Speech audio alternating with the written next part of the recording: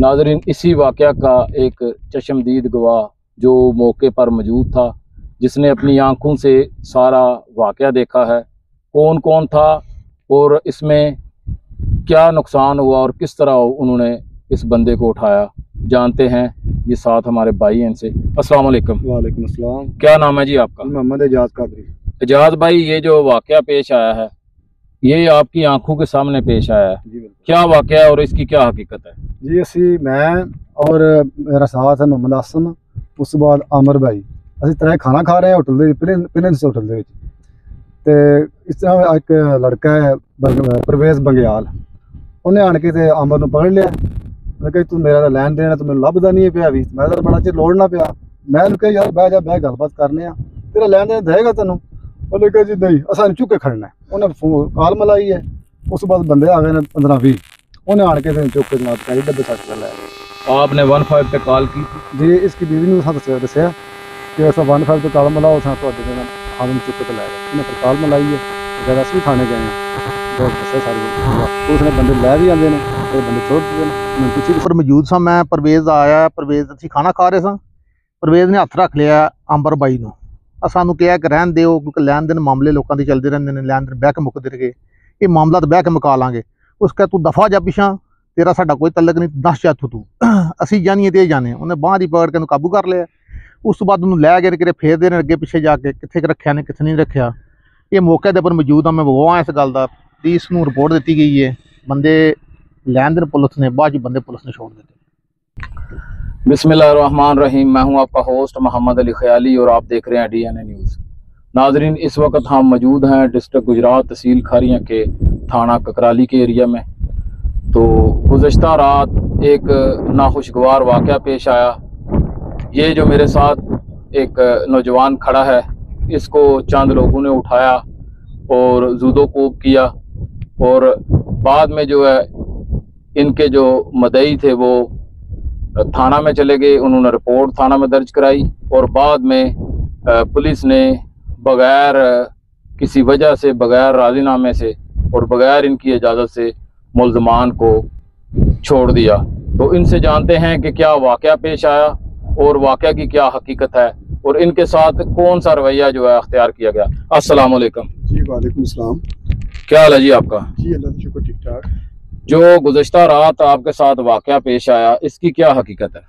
Sir कुछ थोड़ा सा लैन देन था मेरा, तो मैं ना उत्थे प्रिंस होटल है क्लब लाड़ी के सामने, उत्थे असीं बह खाना लगे सी खान, मेरे 2 बंदे होर सी, असीं खाना लगे सी खान। उत्थे परवेज नाम दा लड़का जिहदा मेरे को लैन देन सी बंगियालां दा, ते ओहदे 1 महीना तक उपर लेट होया। तो उन्हें ऐसा किया, मैनू ने उत्थे हथ रख लिया खाना खांदियां। उन्हें बंदियां ने फोन किया, मानत साहब ने बंगियालां दे वो भी आ गए ने, शाहरी ने नागरियां दे वो भी आ गए ने। इन्हें ऐसा किया, मैनू उत्थे आके ते जबरदस्ती जरा ना चुक के उत्थे 15-20 बुढ़े उन्हें परवेज बुलाने फोन करके, इन्हें मैनू चुक के ना गड्डी सट्टिया एवरी डब्बे डब्बे सट के लै गए ने। उस बाद मैंने पहले खड़े सबोर करके ना मैंने ठुड्डे मारे उत्थे, मैनू ना बुक्के मारे बहुत ज़्यादा, मेरा बहुत ज़्यादा जुल्म की तरह थी। इन्हें मैंने कुर्सी पर बहन देते हैं, मैंने कुर्सी लगा बहन ठुड्डे मार के मैंने सट्टे उत्थे ठुड्डे मारे। मैनू तरांदे मैनू आते शाह जी तुसीं परवेज आता, शाह जी तुसीं एक बारी मैनू जरा इजाजत दो, इनू फैर मार छड्डने इंज करने। मैं अगे हथ जोड़ता रहा, एक बारी खुदा दा वास्ता जी मैनू थोड़ा टाइम दिओ, मैं जिंदगी रही, मेरे पैसे दे छड्डे ने, मैं क्या इनकार करना पिया, जिन्हें तुहाडे पैसे मैं मनना पिया। लेकिन राती मेरे नाल बड़ा जुल्म किया। उत्थों गए आ, उत्थों इन्हें कड्ढिया मैनू, उत्थे बंगियाली लै गए ने, बंगियाली लै गए ने, उत्थों कड्ढ के मैनू अगे पिछे फरांदे रहे ने। मेरी बेगम ने 15 ते कॉल की है, 15 ते कॉल करके नाल जो 2 बंदे से मदई उन्होंने नाल करके इन्हें रिपोर्ट दर्ज करवाई है। रिपोर्ट दर्ज करवाई है, असीं राती 3 बजे तक थाने बैठे रहे हैं। उन्हें पुलिस वाले बरामद भी किया है, मनु भी बंदियां भी लियांदा ने, बंदियां लै के अंदर रख छड्डिया ने। सानू दरखास्त दिओ, मेरी बेगम ने दरखास्त भी दी है, उन्हें दरखास्त दी है। उन्होंने अगर सानू 3 बजे तक बाई रखे है पुलिस वाले थाने में, असीं सानू 3 बजे पूरा मुहत करके भेजा है। उस तो बाद सानू पता लग गया ना साडे तो आखने तो बगैर सानू इन्होंने उन्होंने बंदियां ने छड्ड छड़े ने। सानू साफ चाहिए, साफ चाहिए, इन्ना जुल्म बड़ा किया मेरा। खुदा दे वास्ते मुझे अगे अपील है मेरी, अज पंजाब अगे अपील है, DPO के मेरी अपील है, मैनू इंसाफ चाहिए। इन्हें राती मेरे बहुत जुल्म किया, असीं मैडिकल भी राती करा रहे, लेकिन मैनू इंसाफ नहीं लभ रहा अभी। अस्सलाम वालेकुम। वालेकुम अस्सलाम।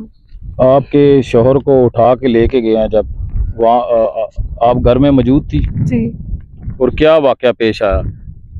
मैं ਮੈਨੂੰ ਬਾਹਰੋਂ ਆ ਕੇ ਭਾਈ ਨੇ ਮੇਰੇ ਉਹਨਾਂ ਨੇ ਮੈਨੂੰ ਇਤਲਾਹ ਕੀਤੀ ਹੈ ਕਿ ਇਸ ਤਰ੍ਹਾਂ ਵਾਕਿਆ ਤੁਹਾਡੇ ਮੀਆਂ ਨਾਲ ਹੋਇਆ। ਤੁਹਾਡੇ ਮੀਆਂ ਨੂੰ 15-20 ਬੰਦੇ ਕੈਰੀਅਰ ਵਿੱਚ ਪਾ ਕੇ ਲੈ ਗਏ ਨੇ, ਕੋਈ ਪੈਸਿਆਂ ਦਾ ਲੈਣ ਦੇਣ ਸੀ। ਅਸੀਂ ਥਾਣੇ ਚਲੇ ਗਏ ਆ, ਉੱਥੇ ਜਾ ਕੇ ਅਸੀਂ ਰਿਪੋਰਟ ਦਰਜ ਕਰਵਾਈ ਹੈ। ਅਸੀਂ ਦੱਸਿਆ ਸਾਰਾ ਵਕੂਆ ਕਿ ਇਹ ਮਾਮਲਾਤ ਸਾਡੇ ਨਾਲ ਬਣੇ ਨੇ।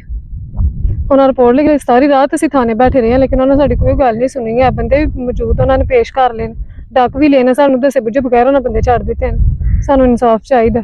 ਮੇਰੇ ਬੰਦੇ ਨਾਲ ਇਹਨਾਂ ਨੇ ਬਹੁਤ ਰਾਤੀ ਜ਼ੁਲਮ ਕੀਤਾ, सानू इंसाफ चाहिए। नाजरीन, आपने सारे वाकयात को जो है अपने कानों से सुना और देखा। तो पैसे लेन देन का तो मामले चलते रहते हैं। तो मेरी वज़ीर आला पंजाब और DPO Gujarat, RPO Gujranwala, SHO थाना ककराली, DSP खारियाँ और जितने भी कानून नाफिज करने वाले अदारे हैं उनके आगे ये अपील है, दर्दमंदाना अपील है कि खुदारा इस मामले का नोटिस लिया जाए और इसको जो है हल किया जाए, ताकि ये गरीब आदमी है जो इसके साथ जो ज़्यादती हुई है इसका अज़ाला हो सके। इसी के साथ अपने मेज़बान मोहम्मद अली ख़याली को इजाज़त दें। मिलते हैं अगली वीडियो के साथ। पाकिस्तान जिंदाबाद।